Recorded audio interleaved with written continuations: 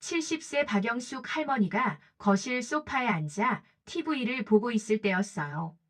딩동, 초인종 소리가 울렸죠. 할머니는 천천히 일어나 현관문을 열었어요. 밖에는 정장을 말끔하게 차려입은 두 남자가 서류 가방을 들고 서 있었어요. 박영숙 여사님 맞으십니까? 네, 그런데 무슨 일이세요? 할머니는 조금 놀란 표정으로 물었어요. 낯선 사람들이 찾아오는 일은 거의 없었거든요. 저희는 김앤장 법률사무소에서 나왔습니다. 박영철 회장님의 유산 상속건으로 찾아뵀습니다. 그 순간 부엌에서 설거지를 하던 며느리 최수진의 손이 멈췄어요. 박영철, 그게 누구지? 수진은 귀를 쫑긋 세우고 거실 쪽을 힐끔힐끔 쳐다봤죠. 변호사가 서류 가방을 열면서 차분하게 말을 이었어요. 고인께서 남기신 유산 중 박영숙 여사님께 상속되는 부분에 대해 알려드리러 왔습니다. 현금 500억 원, 강남 빌딩 세 채, 그리고 주식 200억 원 상당입니다. 쨍그랑. 며느리 수진의 손에서 접시가 떨어져 바닥에 깨졌어요. 하지만 수진은 깨진 접시는 안중에도 없었죠. 지금 뭐라고 했지? 500억. 강남 빌딩. 이야기는 30년 전으로 거슬러 올라가요. 당시 박영숙은 42세였고 아들 박민호는 이제 막 고등학교를 졸업한 18세 청년이었어요. 남편이 교통사고로 세상을 떠난 지 1년쯤 지났을 때였죠. 영숙은 남편을 잃은 슬픔도 채 가시지 않은 상태에서 아들을 혼자 키워야 했어요. 민호야, 엄마가 뭐든지 다 해줄게. 너는 공부만 열심히 해. 알았지? 영숙은 아들의 등을 토닥이며 말했어요. 그때부터 영숙의 고된 삶이 시작됐죠. 새벽 4시에 일어나 동네 식당에서 설거지를 했고, 낮에는 사무실 청소 일을 했어요. 저녁에는 마트에서 계산원으로 일했죠. 하루에 3곳을 돌며 일했지만 영숙은 한 번도 힘들다는 내색을 하지 않았어요. 엄마, 너무 무리하시는 거 아니에요? 민호가 걱정스러운 얼굴로 물으면 영숙은 늘 환하게 웃으며 대답했죠. 무슨 소리야? 엄마는 괜찮아. 너만 건강하고 공부 열심히 하면 그게 엄마한테는 최고의 효도야. 민호는 어머니의 희생을 알고 있었기에 더욱 열심히 공부했어요. 밤늦게까지 책상에 앉아있는 아들을 보면 영숙은 피곤함도 잊고 행복했죠. 그렇게 몇 년이 흘렀어요. 민호는 좋은 대학에 합격했고 졸업 후에는 중견기업에 취직했어요. 영숙은 정말 기뻤어요. 아들이 이제 자리를 잡으면 조금은 편하게 살 수 있을 거라고 생각했죠. 민호가 28살이 됐을 때였어요. 아들이 어느 날 여자친구를 데려왔어요. 엄마 소개할게요. 최수진이에요. 제가 결혼하고 싶은 사람이에요. 25살의 수진은 키도 크고 예뻤어요. 명문대를 나왔고 대기업에 다니고 있었죠. 영숙은 마음에 들었어요. 아들에게 이렇게 좋은 며느리가 온다니 정말 감사했죠. 어머니, 앞으로 잘 부탁드려요. 민호 씨한테도 잘할게요. 수지는 공손하게 인사했고 영숙은 그 모습이 너무 예뻐 보였어요. 결혼식은 조촐하게 치렀어요. 영숙은 평생 모은 돈을 털어 아들 결혼을 준비했죠. 신혼집은 작은 빌라였지만 영숙은 며느리와 아들이 행복하게 사는 모습만 보면 그것으로 충분했어요. 하지만 결혼 1년쯤 지나면서 분위기가 조금씩 달라지기 시작했어요. 어머니, 설거지 좀 해주실 수 있으세요? 제가 오늘 회사에서 너무 피곤해서요. 처음엔 부탁하는 말투였지만 시간이 지나면서 점점 당연하다는 듯한 태도로 변했죠. 어머니, 빨래 좀 개주세요. 어머니, 청소기 좀 돌려주세요. 영숙은 며느리가 피곤할 거라고 생각하며 기꺼이 도와줬어요. 젊은 사람들은 회사 다니느라 힘들 거라고 자신이 조금 더 움직이면 된다고 생각했죠. 5년이 흘렀어요. 수진의 태도는 더욱 변했어요. 이제는 존댓말도 섞이지 않았죠. 엄마, 오늘 저녁 뭐 할 거예요? 빨리 좀 해요. 배고프다고요. 영숙은 가슴이 아팠지만 참았어요. 며느리가 원래 성격이 급한가 보다. 나중에 나이 들면 좀 부드러워지겠지 하고 스스로를 위로했죠. 어느 날 영숙은 새 옷이라도 하나 사고 싶어서 시장에 갔어요. 하지만 옷값을 보고 포기했죠. 아들이 주는 용돈으로는 턱없이 부족했거든요. 영숙은 그냥 10년 전에 산 낡은 외투를 계속 입기로 했어요. 그런데 다음 날 수진이 말했어요. 엄마, 밖에 나갈 때 좀 신경 써요. 그렇게 입고 다니시면 창피하잖아요.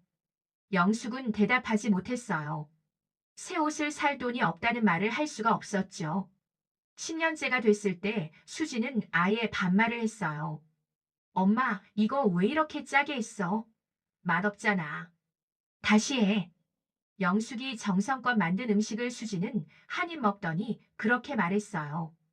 영숙은 조용히 음식을 다시 만들었죠. 눈물이 나려고 했지만 꾹 참았어요. 아들 민호는 아무것도 몰랐어요. 회사 일이 바빴고 집에 오면 피곤해서 바로 잠들었거든요. 영숙은 아들에게 말하지 않았어요. 아들이 힘들어할까봐, 며느리와 사이가 나빠질까봐 걱정됐죠. 15년이 지났어요. 손주가 태어났어요. 예쁜 여자아이였죠. 영숙은 손주를 보자마자 눈물이 났어요. 이렇게 예쁜 생명이라니. 영숙은 손주를 돌보며 다시 한번 삶의 의미를 찾았어요. 하지만 수진에게 손주는 그저 귀찮은 존재였어요. 엄마 애 좀 봐요. 나 친구들 만나러 가야 하거든요. 수진은 손주를 영숙에게 맡기고는 하루 종일 밖에 있었어요. 영숙은 밤낮으로 손주를 돌봤죠. 기저귀를 갈고 밥을 먹이고 재우고. 허리가 아팠지만 참았어요. 엄마, 밤에 애 울면 엄마가 달래요. 나 잠 못 자면 피부 망가지거든요. 수지는 자기 방에서 푹 자고 영숙은 손주와 함께 거실에서 밤을 지샜어요. 손주가 울 때마다 일어나 안아주고 달래줬죠. 다음 날 아침이 되면 영숙은 눈밑이 퀭하게 파이고 몸은 천근만근이었어요. 하지만 수지는 말끔한 얼굴로 회사에 갔고 퇴근 후에는 요가원에 갔어요. 20년이 지났어요. 민호가 승진했어요. 부장이 됐죠. 수입도 늘었고 가족은 강남의 넓은 아파트로 이사했어요. 방이 4개나 되는 큰 집이었어요. 엄마는 여기 방 쓰세요. 수진이 가리킨 곳은 다락방이었어요. 가장 작고 어두운 방이었죠. 안방은 당연히 수진과 민호가 쓰고 큰 방은 손주방, 그 다음 방은 서재. 영숙에게 남은 건 계단을 올라가야 하는 좁은 다락방뿐이었어요. 어머니, 어차피 혼자 주무시는데 이 정도면 충분하잖아요. 영숙은 아무 말도 하지 못했어요. 그 방은 여름에는 너무 더웠고 겨울에는 너무 추웠어요. 에어컨도 히터도 없었거든요. 영숙은 여름밤에는 땀을 뻘뻘 흘리며 잠을 청했고 겨울밤에는 이불을 3장이나 덮고도 떨어야 했어요. 25년째가 됐을 때는 상황이 더 심각해졌어요. 엄마, 왜 맨날 집에만 있어요? 답답하게. 경로당이라도 좀 가시지. 수지는 영숙이 집에 있는 게 싫었어요. 친구들을 집에 초대하고 싶은데 시어머니가 있으면 불편했거든요. 엄마 친구들도 집에 오지 마세요. 사람 많이 오면 집이 지저분해지잖아요. 영숙의 친구들이 가끔 찾아오곤 했는데 수지는 그것조차 싫어했어요. 영숙은 친구들에게 미안하다고 말하며 카페에서 만나자고 했죠. 명절이 되면 더 힘들었어요. 친척들이 오는 날이면 영숙은 부엌에서 나올 수 없었어요. 엄마, 전 다 부치셨어요? 빨리 해요. 손님들 배고파 하잖아요. 엄마, 설거지 산더미예요. 어서요. 친척들이 거실에서 웃고 떠들 때 영숙은 부엌에서 혼자 설거지를 했어요. 손이 빨갛게 부어올랐지만 쉴 수가 없었죠. 30년이 됐어요. 영숙은 이제 70세가 됐어요. 허리도 아프고 무릎도 아팠어요. 계단을 오르내리는 것조차 힘들었죠. 하지만 수지는 배려하지 않았어요. 엄마, 오늘 대청소 날이에요. 방마다 다 닦아요. 구석구석 깨끗하게요. 영숙은 온몸이 쑤셨지만 걸레를 들었어요.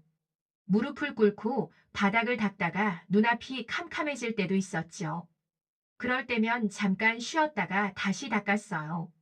그날 오후 수지는 친구들과 백화점에 갔어요. 명품 매장을 돌아다니며 쇼핑을 했죠. 200만 원짜리 가방을 샀어요. 카드를 긁으면서도 전혀 아깝지 않았어요. 저녁에 집에 돌아온 수지는 새로 산 가방을 자랑했어요. 민호야, 이거 봐. 예쁘지? 오늘 세일해서 샀어. 민호는 그래, 예쁘네 하고 대답했어요. 그날 밤 영숙이 조심스럽게 수진에게 말했어요. 수진아, 저기. 내가 병원에 좀 가봐야 할 것 같아. 무릎이 너무 아파서 걷기가 힘들어. 혹시 돈을 좀 빌려줄 수 있을까? 수지는 TV를 보다가 고개도 돌리지 않고 말했어요. 엄마, 돈이 어디 있어요? 우리도 빠듯하게 사는데. 그냥 파스 붙이고 참으세요. 영숙은 아무 말도 못하고 방으로 들어갔어요. 하지만 그날 밤 수진의 SNS에는 사진이 올라왔어요. 고급 레스토랑에서 찍은 사진이었죠. 친구들과 코스 요리를 먹으며 와인을 마시는 모습이었어요. 1인당 15만 원이 넘는 저녁 식사였죠. 영숙은 우연히 그 사진을 봤어요. 손주의 핸드폰을 보다가 SNS가 떠서 본 거였죠. 영숙은 핸드폰을 내려놓고 한참을 멍하니 앉아 있었어요. 가슴이 너무 아팠어요. 그의 가을이었어요. 저녁 뉴스를 보는데 갑자기 속보가 나왔어요. 대한그룹 박영철 회장 별세. 향년 75세. 영숙은 숟가락을 떨어뜨렸어요. TV 화면에는 오빠의 사진이 크게 나왔어요. 50년 만에 보는 오빠의 얼굴이었죠. 오빠. 영숙의 눈에서 눈물이 주르르 흘러내렸어요. 수진이 이상하게 쳐다봤어요. 엄마, 왜 그래요? 그 사람 아세요? 영숙은 대답하지 않았어요. 그저 TV를 바라보며 눈물만 흘렸죠. 오빠, 미안해. 내가 연락도 안 하고 살았는데. 이제 영영 못 만나게 됐네. 사흘이 지났어요. 집 앞에 고급 승용차 2대가 멈춰 섰어요. 정장을 입은 변호사들이 내렸죠. 딩동. 영숙이 문을 열었어요. 박영숙 여사님 맞으십니까? 네, 그런데요. 저희는 김앤장 법률사무소에서 나왔습니다. 박영철 회장님의 유산 상속건으로 찾아뵙습니다. 부엌에서 설거지를 하던 수진의 귀가 번쩍 뜨였어요. 유산 상속. 수진은 손을 닫고 슬금슬금 거실 쪽으로 다가갔어요. 변호사는 서류를 꺼내며 차분하게 설명했어요. 고인께서 작성하신 유언장에 따라 박영숙 여사님께 상속되는 재산은 다음과 같습니다. 현금 500억 원, 강남 빌딩 3채, 삼성전자 주식 5만 주, 그 외 부동산 다수입니다. 총액으로는 약 700억 원 상당입니다. 쨍그랑. 수진의 손에서 접시가 떨어져 산산조각이 났어요. 하지만 수진은 깨진 접시 따위는 신경도 쓰지 않았죠. 지금 뭐라고 했지? 700억. 수진은 맨발로 거실로 뛰어왔어요. 저 잠깐만요. 지금 뭐라고 하신 거예요? 500억이라고요? 변호사가 수진을 차갑게 쳐다봤어요. 네, 그렇습니다. 수진의 머리가 빠르게 돌아갔어요. 500억? 아니, 700억. 그럼 우리가 갑자기 부자가 된 거잖아. 그럼 박영철 회장이 누군데요? 어떤 분이시길래 어머니한테 이렇게 큰 돈을? 변호사가 서류를 넘기며 설명했어요. 박영철 회장님은 고인이 되신 대한그룹 창립자이십니다. 그리고 박영숙 여사님의 친오빠이십니다. 뭐라고요? 수진의 목소리가 떨렸어요. 박영숙 여사님은 대한그룹 창립자의 막내딸이십니다. 수진의 얼굴이 하얗게 질렸어요. 어머니가 재벌가 딸이었다고. 변호사가 계속 설명했어요. 박영숙 여사님께서는 1975년에 가문의 반대를 무릅쓰고 현재 남편 되시는 분과 결혼하셨습니다. 당시 박영숙 여사님은 대한그룹 회장의 막내딸이셨고 남편 되시는 분은 평범한 회사원이셨죠. 집안에서 크게 반대했지만 여사님은 사랑을 선택하셨습니다. 영숙이 천천히 입을 열었어요. 전 사랑하는 사람과 결혼하고 싶었어요. 아버지는 재벌 2세와 정략 결혼을 시키려고 했지만 전 거부했죠. 그래서 집에서 쫓겨났어요. 한 푼도 받지 못했고 가족들과도 연락이 끊겼죠. 변호사가 고개를 끄덕이며 말을 이었어요. 박영철 회장님께서는 평생 여동생을 찾으셨습니다. 10년 전에야 겨우 찾으셨죠. 하지만 박영숙 여사님께서 만남을 거부하셨습니다. 회장님은 여동생의 뜻을 존중하셨지만 유 원장에는 모든 재산의 절반을 여사님께 남기셨습니다. 영숙의 눈에서 눈물이 흘렀어요. 오빠가 날 찾았었구나. 10년 전에. 그런데 나는 영숙은 10년 전을 떠올렸어요. 어느 날 모르는 번호로 전화가 왔었죠. 받지 않았어요. 그 후로도 몇 번 더 전화가 왔지만 영숙은 받지 않았어요. 스팸 전화라고 생각했거든요. 회장님께서는 여동생을 그리워하셨습니다. 유 원장에 이렇게 적으셨습니다. 영숙아, 내가 선택한 삶을 존중한다. 하지만 이제라도 편하게 살았으면 좋겠구나. 이 돈으로 남은 인생 행복하게 살아다오. 영숙은 소파에 주저앉으며 울었어요. 수지는 그 모습을 보다가 갑자기 정신이 번쩍 들었어요. 700억. 700억이면 우리가 할 수 있는 게 얼마나 많은데. 아파트도 바꾸고 차도 바꾸고 해외여행도 가고. 수진이 얼른 영숙 옆에 앉았어요. 어머니, 괜찮으세요? 너무 놀라셨죠? 제가 물 좀 가져올게요. 평소에는 한 번도 하지 않던 행동이었어요. 변호사들이 그 모습을 보며 눈살을 찌푸렸죠. 변호사가 서류를 내밀었어요. 여기 서명하시면 상속 절차가 진행됩니다. 일주일 내로 모든 재산이 여사님 명의로 이전됩니다. 영숙은 떨리는 손으로 서명을 했어요. 변호사들이 돌아간 후 수지는 계속 영숙 주위를 맴돌았어요. 어머니, 저녁 뭐 드시고 싶으세요? 제가 만들어 드릴게요. 어머니, 불편하신 데 없으세요? 방 춥지 않으세요? 갑자기 달라진 태도였어요. 영숙은 그 모습을 조용히 지켜봤어요. 30년 만에 처음 보는 며느리의 친절이었죠. 며칠 후 민호가 퇴근해서 집에 왔어요. 수진이 바로 달려들었어요. 여보, 큰일 났어. 아니, 좋은 일이 생겼어. 민호에게 모든 상황을 설명했어요. 민호는 믿을 수가 없었어요. 엄마가 재벌가 딸이었다고. 민호는 어머니 방으로 갔어요. 영숙은 창밖을 바라보고 있었어요. 엄마, 정말이에요. 왜 한 번도 말씀 안 하셨어요? 영숙이 천천히 고개를 돌렸어요. 말할 필요가 없었어. 난 그 집안과 인연을 끊었고 내 선택을 후회한 적 없어. 가난했지만 너희 아빠와 행복했고 너를 키우는 게 행복했어. 하지만 엄마 30년 동안 그렇게 힘들게 사셨잖아요. 영숙은 쓸쓸하게 웃었어요. 힘들었지.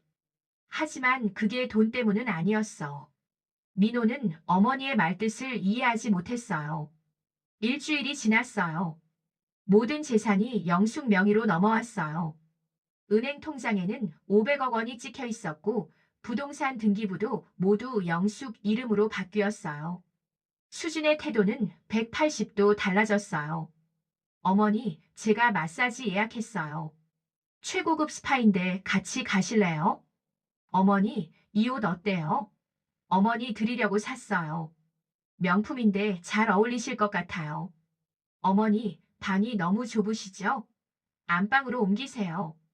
저희가 다락방 쓸게요. 영숙은 조용히 그 모습을 지켜봤어요. 아무 말도 하지 않았죠. 한 달이 지났어요.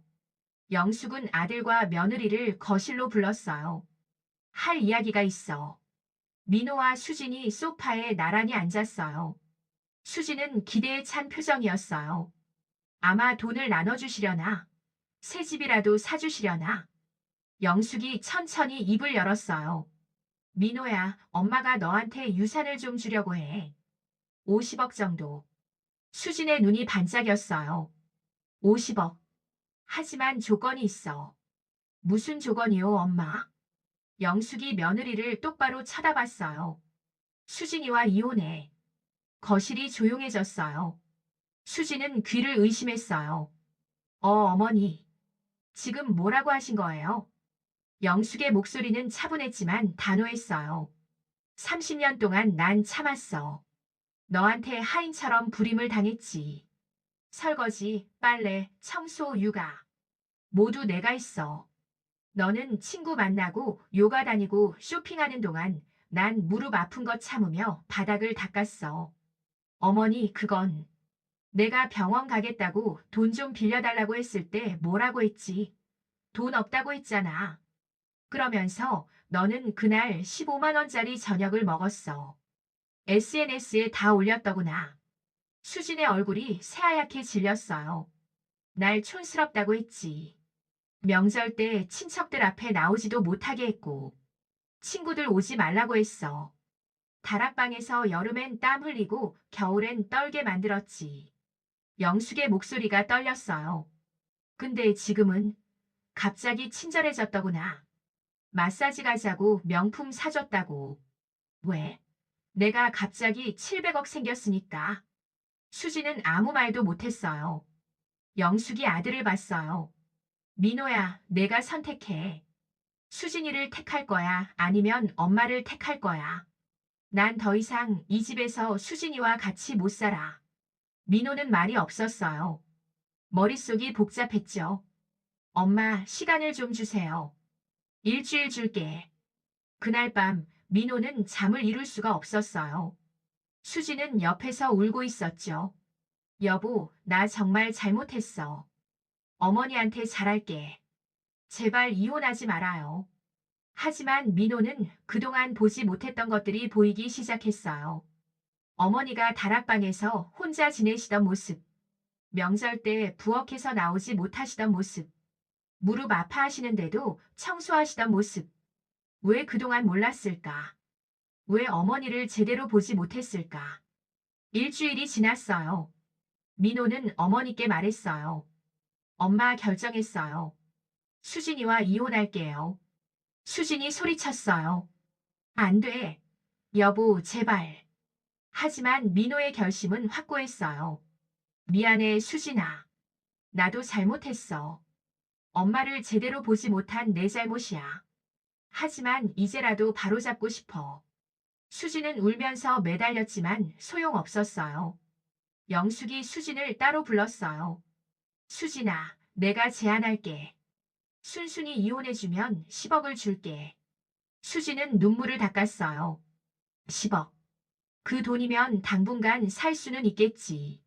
하지만 어머니, 저도 30년을 이 집에서 살았는데 30년 동안 넌 나를 하인 취급했어. 그 대가가 10억이야. 이것도 많이 주는 거야. 수지는 며칠을 고민했어요. 하지만 민호가 확고했고 영숙도 물러서지 않았어요. 결국 수지는 10억을 받고 이혼 서류에 서명했어요. 짐을 싸서 집을 나가는 수진을 보며 영숙은 복잡한 심정이었어요. 미워하고 싶었지만 그저 불쌍하다는 생각이 들었죠. 수진이 떠난 후 집은 조용해졌어요. 민호가 어머니께 말했어요. 엄마, 이제 큰 집으로 이사 갈까요? 강남에 좋은 집 알아볼게요. 영숙은 고개를 저었어요. 아니야. 난 이 집이 좋아. 너희 아빠랑 처음 살던 집이잖아. 추억이 많은 집이야. 그럼 최소한 방은 바꾸셔야죠. 안방 쓰세요. 그래, 그건 좋겠구나. 영숙은 30년 만에 안방으로 들어갔어요. 넓고 따뜻한 방이었죠. 창문도 크고 햇빛도 잘 들었어요. 영숙은 침대에 앉아 한참을 그 공간을 느꼈어요. 오빠가 남겨준 유산으로 영숙은 재단을 만들었어요. 대한사회복지재단. 영숙은 이사장이 됐죠. 재단에서는 두 가지 프로그램을 운영했어요. 하나는 시어머니에게 학대받는 며느리를 돕는 프로그램. 또 하나는 며느리에게 학대받는 시어머니를 돕는 프로그램이었어요. 기자회견에서 기자가 물었어요. 왜 두 프로그램을 다 만드셨나요? 영숙이 대답했어요. 학대는 어느 쪽에서든 일어날 수 있어요. 중요한 건 누가 가해자냐가 아니라 가족 안에서 서로 존중해야 한다는 거예요. 며느리도 시어머니도 모두 한 사람의 인간으로서 존엄성이 있어요. 영숙의 이야기는 방송에 나왔어요. 여러 TV 프로그램에서 인터뷰 요청이 왔죠. 한 프로그램에서 MC가 물었어요. 30년간 힘드셨는데 후회하지 않으세요? 영숙은 잠시 생각하다가 대답했어요. 후회는 없어요. 그 시간들이 저를 더 강하게 만들었고 다른 사람들의 아픔을 이해할 수 있게 해줬어요. 만약 제가 처음부터 부자로 살았다면 이런 일을 할 수 있었을까요? 아마 못했을 거예요. 그럼 지금 가장 행복하신 게 뭔가요? 영숙이 환하게 웃었어요. 존중받는다는 거요. 돈이 많아서 행복한 게 아니에요. 나를 한 사람으로 존중해주는 사람들이 있어서 행복한 거예요. 프로그램이 방송되자 엄청난 반응이 있었어요. 댓글이 수만 개 달렸죠. 할머니 정말 멋있어요. 저도 시어머니 잘해드려야겠어요. 며느리 정말 후회하겠네요. 700억 날렸잖아. 돈보다 중요한 게 존중이라는 걸 배웠어요. 영숙은 재단 일을 하며 바쁘게 살았어요. 매일 아침 일찍 일어나 재단 사무실로 출근했죠. 학대 피해자들을 상담하고 법률 지원을 하고 심리 치료를 연결해 줬어요. 그러던 어느 날 수진이 재단을 찾아왔어요. 2년 만이었어요. 수진은 많이 야위어 있었어요. 어머니, 영숙은 수진을 차분하게 바라봤어요. 무슨 일이니? 수진은 눈물을 흘리며 말했어요. 죄송해요. 정말 죄송해요. 30년 동안 어머니한테 그렇게 한 거 매일 후회하고 있어요. 영숙은 말없이 수진을 바라봤어요. 전 이혼하고 돈을 다 썼어요. 재혼하려고 했지만 아무도 저를 원하지 않았어요. 친구들도 다 떠났어요. 이제야 깨달았어요. 제가 얼마나 잘못했는지. 수지는 바닥에 무릎을 꿇었어요. 용서해 주세요. 어머니, 제발요. 영숙은 한숨을 쉬었어요. 수진아, 용서라는 게 쉬운 게 아니야. 30년 동안 받은 상처가 어떻게 쉽게 아물겠니? 알아요. 알아요. 그래도 영숙이 수진을 일으켜 세웠어요. 하지만 내가 진심으로 반성한다면 기회를 줄 수는 있어. 정말요? 우리 재단에서 자원봉사를 해. 학대받는 노인들을 돌봐줘. 내가 한 짓을 뉘우치고 싶다면 다른 시어머니들에게 잘해줘. 그게 내가 할 수 있는 유일한 속죄야. 수지는 고개를 끄덕였어요. 그날부터 수지는 재단에서 자원봉사를 시작했어요. 학대받는 노인들을 목욕시키고 식사를 도와주고 병원에 모셔다 드렸어요. 처음에는 힘들었지만 시간이 지나면서 수지는 변하기 시작했어요. 1년이 지났어요. 영숙은 수진의 변화를 지켜봤어요. 수진은 진심으로 노인들을 돌봤어요. 눈빛이 달라졌죠. 어느 날 영숙이 수진을 불렀어요. 수진아, 민호를 만나볼래? 수진은 깜짝 놀랐어요. 정말 괜찮을까요? 재결합하라는 건 아니야. 하지만 손주는 엄마가 필요해.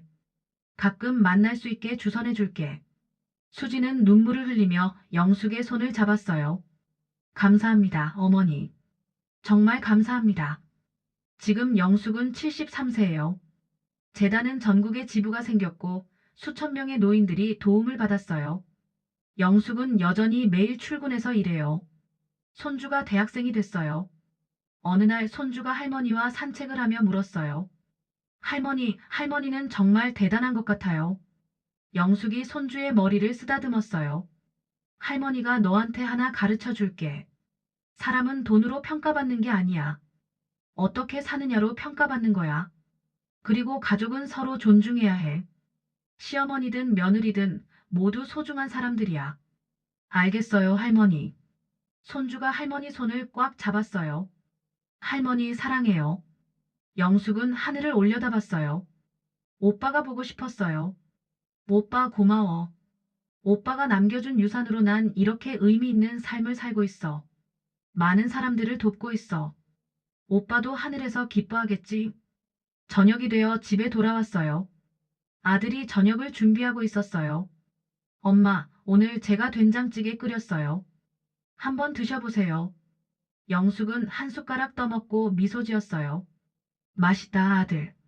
저녁을 먹으며 영숙은 생각했어요. 30년의 고통이 있었지만 그 끝에 이런 행복이 기다리고 있었구나. 돈이 나를 행복하게 한 게 아니야. 나를 존중해주는 사람들, 내가 도울 수 있는 사람들이 나를 행복하게 만든 거야. 그날 밤 영숙은 일기를 썼어요. 오늘도 감사한 하루였다. 30년의 고난이 있었지만 그 끝에 진짜 행복이 기다리고 있었다. 나는 이제 당당하다. 나이든 여자로서가 아니라 한 명의 인간으로서 당당하다. 그리고 나는 행복하다. 박영숙 73세. 30년간 무시당했지만 이제는 존중받는 여자. 재벌딸로 태어났지만 사랑을 선택한 여자. 고통을 겪었지만 그것을 힘으로 바꾼 여자. 그녀의 이야기는 계속되고 있어요. 오늘 이야기 어떠셨나요? 마음이 울림 있으셨다면 구독과 좋아요로 마음을 전해주세요. 다음에는 더 따뜻하고 감동적인 사연으로 보답드리겠습니다. 그리고 지금 사연을 어디에서 듣고 계시는지 댓글로 남겨주시면 한 분 한 분 반갑게 인사드리겠습니다. 감사합니다.